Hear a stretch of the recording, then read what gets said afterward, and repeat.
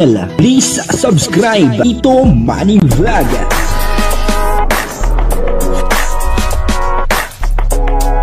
Payagan po si Tito Manny Vlog na mag-reactor para pambiling gamot sa kanya pong karamdaman. Wala man siyang records ng ng away. Meron pong babae na panay ang chat kay Kalingap Mikoy. Nako, sino po kaya ito ha? Papanoorin po natin yung video. Alam po kaya ito ni Krista? Sa bagay, si Krista naman ay parang kapatid lang ni Kalingap Mikoy or kaibigan. O kaya naman ay masigit pa doon. Kaya lang siyempre ay wala naman po silang relasyon ni Krista. Kasi siyempre hindi pa po pwede. Kasi si Kalingap Mikoy ay hinihintay pa po na dumating sa tamang edad itong si Krista. Alam po kaya ni Krista itong nagchat-chat kay Kalingap Mikoy. Papanoorin po natin yung video at siyempre bibigyan po natin ng konting reaction. Pero bago po yan, ako muna po bumabati sa inyong lahat ng magandang umaga, magandang tanghali at magandang gabi sa inyong lahat mga kapatid kung saan man kayo ng panig ng mundo naroon ngayon. Ay mag-iingat kayo palagi at pagpalain kayo ng ating Panginoon. Maraming salamat din po sa patuloy na tumatangkilik sa aking YouTube channel at nanonood sa aking video reaction. Patuloy lang po natin suportahan sila Kuya Bal Santos Matubang, Kalingap Rab, at Ed the Vlog, Jack Tapia, at syempre yung mga kasamahan ko pong reactor sa Kalingap. Ganun din po yung mga charity vlogger na Kalingap partner. Ito po yung video na kung saan ay mayroong babae, dalawa pa na babae ang panayan chat kay Kalingap Mikoy. Panoorin po natin yung video at ang kabuuan po ng video ito ay mapapanood po natin sa YouTube channel ni Kalingap Mikoy. Suportahan po natin Kalingap Mikoy. Alam mo yung bata pa lang marunong na maka-appreciate ng mga bagay-bagay, di ba? And Joby, may request ka ba? May kasi magba-birthday ka na. Anong request mo sa birthday mo? Ferrari? Ay, Ferrari. Ferrari lang.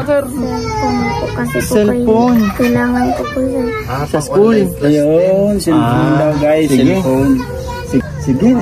Babalik tayo bago mag-birthday o sa mismong birthday mo. Baka malay mo, i-celebrate natin, di ba? Sa birthday mo. Grabe. Kailangan naman talaga ni kasi si Joby ilang taon? 12 years old ka na, no? And kailangan na din talaga. Lalo sa pag-aaral. Tsaka bro, naghihiram siya ng phone kay Ate Joy niya para makipag-communicate. Nagchat-chat po sa akin nagchat-chat sa akin si Joby na, hello po Kuya Mikoy, hello po Kalingap Mikoy, kumusta na po? Nakakatuwa tong bata. Ito pati si Jeline, hinihiram niya yung cellphone ni Ate Joy para i-chat ako. Grabe, may mga account na kayo? Binigay ko na yung tatlo. Wow. Binigay ko na tig-iisa silang tatlo. Para sige hirap. So binigay ko na. Sabi ko kung gusto mong cellphone, basag na rin yung cellphone kay na tigal yung screen. Sabi ko, pang nag-edit ako na tapos naalis yung screen. Iyak ako doon. Sa school. Iyak ako doon dahil kung baka mag-lock na yung cellphone ko. Natigal. Tiglagayan ko na lang ng tape. Para makagamit ko. So, kayo pala mga magkakapatid, isang cellphone na gamit ninyo? Maliwanag, po. Napanood po natin yung video, Baka akala nyo kung sino nagchat-chat kay Kalingap Mikoy. Siyempre, yung aking thumbnail ay may konting parang prank, Huwag po kayong magagalit, Pero dito ay nakita ko po, kung gaano kabait etong si Kalingap Mikoy, At sa lahat po ng plano ni Kalingap Mikoy, sa pamilyang ito, siyempre kasama po si Krista.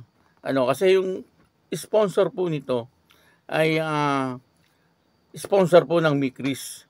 Kaya kung ano man po yung mga plano ni Kalingap Mikoy dito sa pamilyang ito, ay kabahagi po doon si Krista. Dito nakita po natin na etong tinutulungan ni Kalingap Mikoy na si Joby ay talagang napakabait na bata. Kung hindi nyo po napanood yung unang vlog po dito, ito po ay nakita ni Kalingap Mikoy sa kalsada, na nagtitinda po ng tuyo. Tuyo po ang tinitinda nito. Alam ko yung maliliit na tuyo. At talaga naglalako po siya. Para sa ganon, meron po silang pambili ng bigas. Buti na lang po at nakita po siya ni Kalingap Mikoy. Ano po, at ngayon ay yan na, ano, talagang tuloy-tuloy na po yung pagtulong ni Kalingap Mikoy dito po sa batang ito. At syempre, hindi lang po yung bata ang natutulungan niya, ano, maging yung pamilya ng bata, ano po, ay natutulungan na rin ni Kalingap Mikoy. Katunayan nga po niyan, ano, kung mapapanood niyo po ng buong buo itong bidyong ito, yan po ay nagpapatayo na ng tindahan sa ngayon, ano po, at binigyan nga po ni Kalingap Mikoy ng pera upang sa ganun ay matapos na po, ano, itong pinapatayong tindahan. At kapag tapos na, siyempre, ay yung laman ng tindahan naman, ano, at sinabi po ni Kalingap Mikoy na wag daw pong problemahin yon, ano, sila na daw po ang bahala doon, ano. Ito po yung nakikita po natin, ano, na talagang likas din kay Kalingap Mikoy yung pagiging matulungin. Siguro ay tinakda rin po siya, no, ng ating Panginoon sa mga ganitong gawain, ano, sa pagcha-charity.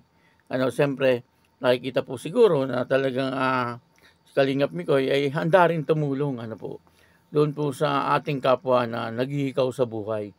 Kaya nakakatuwa, ano po, na makikita po natin na ganitong na ngayon si Kalingap Mikoy. Kumbaga dati ay pasama-sama lang po siya, ano po, sa mga vlogger, ano, katulad po ni Kalingap Dan, ni Kalingap Jomar, kasi yun po ang talagang una niyang mga kasama.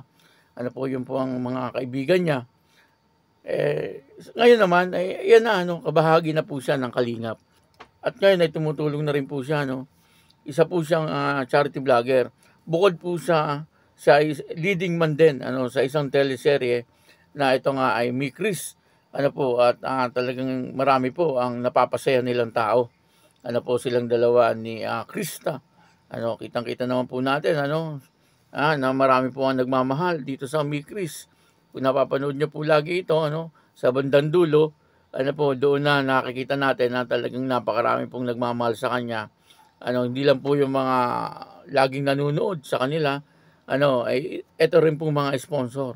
Ano, ang dami po ng kanilang mga sponsor. Ano, nakikita po natin yung blessing na dumarating sa kanila ay talagang siksik at liglig. At dito po yung makikita po natin, ano, na napakalaking tulong po noon, ano, yung mga blessing na yon, ano po, kila Krista at saka kay Kalingap Mikoy. Ano, pero hindi lang po si Krista at saka sila Kalingap Mikoy ang nabibigyan dito. Ano, lahat po ng nakapaligid doon ay talagang nabibigyan, ano, naabutan po ng blessing. Nakakatuwa, ano po, kasi itong tinutulungan po ni Kalingap Mikoy ay may nagbigay po dito ng 50,000, ano po, para po doon sa pambili ng lupa nila. Kasi may mga sponsor po dito na nagpapaabot din po, ano, doon po sa mga tinutulungan ng Kalingap, ano po, katulad po nitong kay Kalingap Mikoy. Kaya yun, ano, maraming salamat po sa inyo lahat. At ako po si Tito Manny Vlog na nagsasabing God bless you all. Diyos mabalos.